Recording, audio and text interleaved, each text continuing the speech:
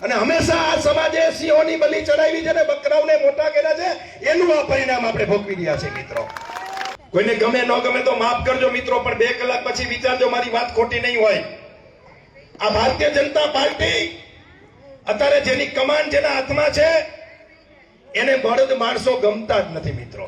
જો મરદ માણસો ગમતા હોય તો નીતિન પટેલ મુખ્યમંત્રી હોય કે ભૂપેન્દ્ર પટેલ મુખ્યમંત્રી હોય મિત્રો. આ પાટીદાર સમાજ ભાજપનો ગુલામ છે અને અમે કહીશું એને જીતાડી દેશે એવી જે માનસિકતા છે એ માનસિકતા લલિતને જીતાડીને આપણે તોડવાની છે મિત્રો.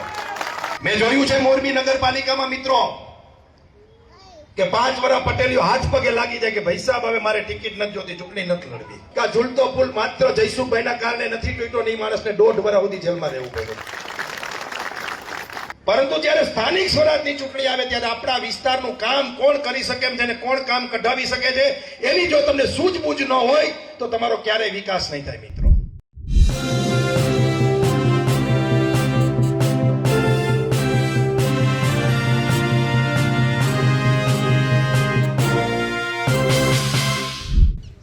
ભાજપનું જે શીર્ષ નેતૃત્વ છે તેને મરદ ગમતા નથી અને એટલે જ ગુજરાતમાં નીતિન પટેલની જગ્યાએ ભૂપેન્દ્ર પટેલ સીએમ છે. ભાજપ પાટીદારોને ગુલામ સમજે છે. એને લાગે છે કે જેને તે ટિકિટ આપશે તેમને તમામ પાટીદારો મત આપશે. આ આરોપ લગાવ્યો છે પાટીદાર આગેવાન મનોજ પનારાએ. તેઓ પહેલાં કોંગ્રેસના પ્રચાર કરતા દેખાય તો હવે અપક્ષનો પ્રચાર પણ તેઓ ઠેર ઠેર જઈને કરી રહ્યા છે. મહત્વપૂર્ણ બાબત એ છે કે તેઓ ભાજપનો વિરોધ કરી રહ્યા છે અને ભાજપની નીતિની વિરોધ કરી રહ્યા છે. નમસ્કાર, હું છું ચિંતામણી પુત્રહીન પટેલ. સ્વાગત છે આપનું અમારા કાર્યક્રમમાં. આવો સાંભળીએ મનોજ પનારા શું આરોપ લગાવી રહ્યા છે. આપણા વિસ્તારનો 15 વર્ષમાં જે વિકાસ નહોતો થયો એને 18 વર્ષના વિકાસ કરીને બતાવ્યો હતો. પણ એવા માણસને જ્યારે રાજકીય કાવા દાવા કરી અને ટિકિટ 2 વાર કાપી નાખવી અને નાકમાંથી ઠેરવડી વારે એવાને પાર્ટી ટિકિટ આપે એનો ડંકાની ચોટ ઉપર વિરોધ છે મામા. હું કોઈ પક્ષમાં કોઈ વ્યક્તિને જીતાડવા, કોઈ વ્યક્તિને હરાવવા, કોઈ પક્ષના સમર્થનમાં કે કોઈ પક્ષના વિરોધમાં નથી નંદા મામા. મારું કામ પાટીદાર સમાજને જગાડવાનું છે કે જે આપણે વન સાઈડ એક જ પાર્ટીને પ્રેમ કર્યો એનું પરિણામ છે લલિત કામરિયાને કાપી નાખવાનું, આ દિનેશને કાપી નાખવાનું, સમજે છે, આ નંદા મામાને કાપી નાખવાનું. આવા હાવજ જેવા તમારા આગેવાનો પાટીદાર સમાજના સિંહ તમારી મહાનગરપાલિકામાં ન હોય અને જેને ટકાનો કઈ ખબર ન પડતો હોય એવા લોકો ચૂંટાઈને જાય તો તમારું ભલું શું કરે એ કહેવા માટે પાટીદારો તમારા વચ્ચે આવ્યો છું. અને હંમેશા આ સમાજે સિંહોની બલી ચડાવી છે ને બકરાઓને મોટા કર્યા છે, એનું આ પરિણામ આપણે ભોગવી રહ્યા છે મિત્રો. આ વખતે આ થવા નથી દેવું. દરેક વોર્ડની અંદર હું એટલા માટે તમારી વચ્ચે આવ્યો છું મિત્રો કે મારે 15 પાટીદારો કદાચ ચૂંટાઈને જાય અહીંથી મોરબીમાંથી તો એ હાવજ જેવા મોકલવા છે. એ કોઈ પણ પક્ષના હોય, એ અપક્ષ હોય, એ ભાજપના હોય, કોંગ્રેસના હોય, આપના હોય, પરંતુ 15 હાવજ જેવા પટેલિયા મોકલવાનું મારું નેમ છે મિત્રો. અને મારી લડાઈ એના માટેની છે મિત્રો. જે મિત્રો અપક્ષ લડી રહ્યા છે એને વિજય ભવ, પરંતુ આપણે બધાએ મતદાનની પેટર્ન બદલવી પડશે. આ ભારતીય જનતા પાર્ટી કોઈને ગમે ન ગમે તો માફ કરજો મિત્રો, પણ 2 કલાક પછી વિચારજો મારી વાત ખોટી નહીં હોય. આ ભારતીય જનતા પાર્ટી અત્યારે જેની કમાન જેના હાથમાં છે એને બળદ માણસો ગમતા જ નથી મિત્રો. જો મરદ માણસો ગમતા હોય તો નીતિન પટેલ મુખ્યમંત્રી હોય કે ભૂપેન્દ્ર પટેલ મુખ્યમંત્રી હોય મિત્રો. જો મરદ માણસો ગમતા હોય તો લલિતને ટિકિટ મળવી જોઈએ, દિનેશને મળવી જોઈએ. પરંતુ ના, આ પાટીદાર સમાજ ભાજપનો ગુલામ છે અને અમે કહીશું એને જીતાડી દેશે એવી જે માનસિકતા છે એ માનસિકતા લલિતને જીતાડીને આપણે તોડવાની છે મિત્રો. હું એના માટે આવ્યો છું કે જે એમ સમજે છે કે અમે ગમે તેને ટિકિટ આપી દે એટલે તમારે જીતાડી દેવાનો, ચૂંચા કર્યા વગર કામે લાગી જવાનું. એ માનસિકતા તોડવા માટેની આપણે આ વખતે તૈયારી રાખવી પડશે. અત્યાર સુધી આપણે બટન કમળમાં કોઈ પણ કોઈ ખબર ન હોય અને મત દઈને આવતા રહેતા હતા. એનું પરિણામ અત્યારે આપણે ભોગવી રહ્યા છે મિત્રો. મારે 4 જગ્યાએ જવાનું છે, અલગ અલગ પાર્ટીના મિત્રોને અલગ અલગ વોર્ડમાં મારે આજ વાત કરવા જવાની છે. હું કોઈનો દુશ્મન નથી મિત્રો. હું તમારી ઉપર છોડું છું કે આ વોર્ડમાં 14-15 જે લોકો લડે છે એમાં હાવજ જેવા કોણ છે, મર્દ કોણ છે, તમારા વિસ્તારની વિકાસની વાત કોણ કરશે ત્યાં? અને નાની માના ઘર નથી હો. મહાનગરપાલિકામાં જેવું કેટલાયને રાજીનામા અધવચ્ચે મુકાવી દેવા પડ્યા છે, એવી પરિસ્થિતિનું ત્યાં નિર્માણ છે. મામા મેં જોયું છે મોરબી નગરપાલિકામાં મિત્રો કે 5 વર્ષ પટેલીઓ હાથ પગે લાગી જાય કે ભાઈ સાહેબ હવે મારે ટિકિટ નથી જોતી, ચૂંટણી નથી લડવી. એટલી ડેન્જર પરિસ્થિતિ છે. અને ગઈ વખતે તમે 52 ને કાપીને મોકલા, સોરી તમે 52 ને જીતાડીને મોકલા. શું પરિણામ છે? આમાંય ચૂંટાયેલા હતા, માફ કરજો, પરંતુ હું એટલું કહેવા માંગુ છું કે 52 માંથી એક મરદનો દીકરો એમ ન બોલ્યો કે આ ઝૂલતો પુલ માત્ર જયસુખભાઈના કારણે નથી તૂટ્યો, નહીં માણસને 1.5 વર્ષ સુધી જેલમાં રહેવું પડ્યું. તમને જગાડવા આવ્યો છું.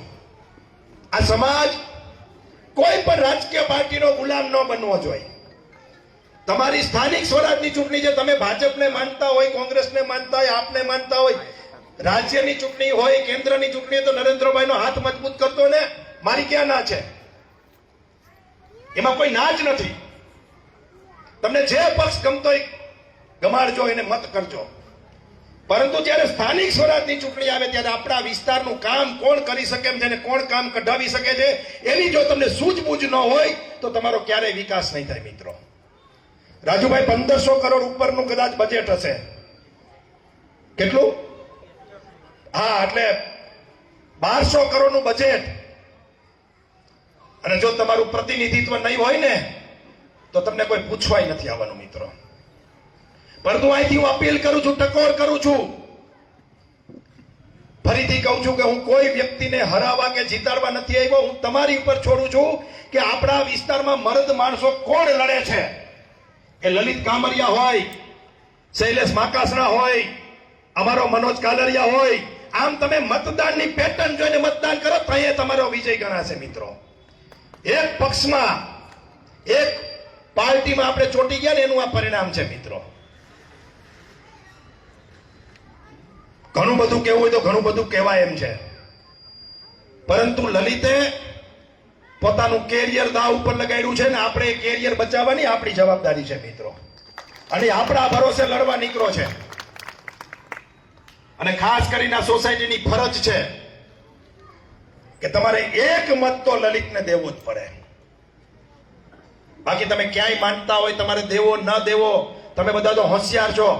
કેટલી ચૂંટણીઓ તમે ગરકાવી દીધી નંદા મામા, એટલે કઈ તમને શિખામણ કે સલાહ દેવાની થતી નથી. પણ મારે તમને કહેવું છે કે 12 નંબરના વોર્ડમાં પાટીદારની 2 ટિકિટ મળવી જોઈએ કે ન મળવી જોઈએ મિત્રો? મામા સાચું કહેજો તમે. 2 ટિકિટ 12 નંબરમાં આપણી હોવી જોઈએ. શું કામ ભાઈ કાપી નાખો તમે એક જણાને અમારા? તમારી મનમાની ચલાવી લેવાની. અને એકેય નેતા, એકેય આગેવાના મનોજ પનારા સિવાય છાતી ઠોકીને બોલી શકે એમ નથી આ પાર્ટી સામે ના સરકાર સામે.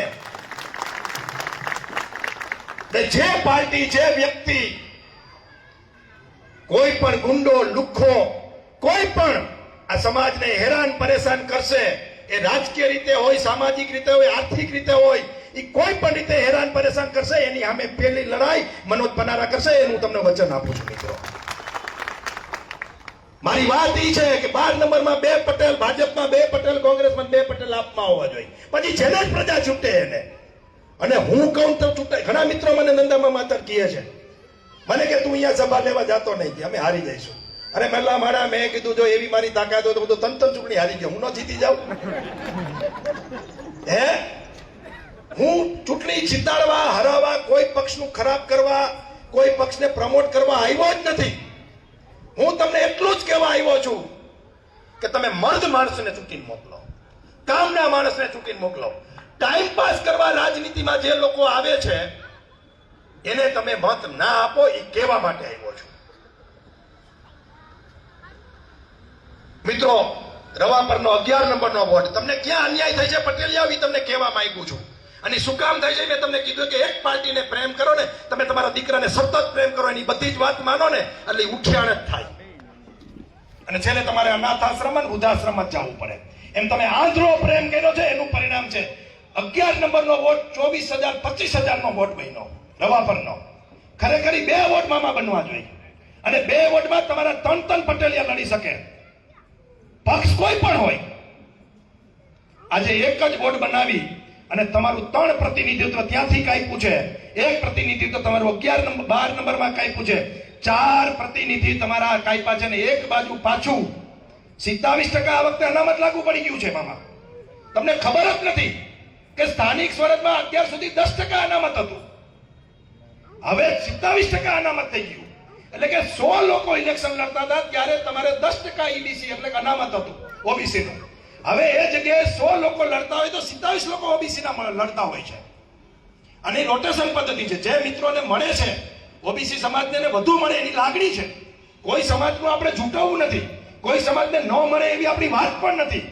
જે કાંઈ સમાજને જે કાંઈ આ સરકાર તરફથી મળે છે એ વધુ મળે એવી અમે અપીલ કરીએ છીએ. પરંતુ અમારો હક કપાઈ જાય, અમને નુકસાન થાય તો એ ક્યારેય સહન પણ કરવામાં આવતું નથી. અને એની લડાઈ છે.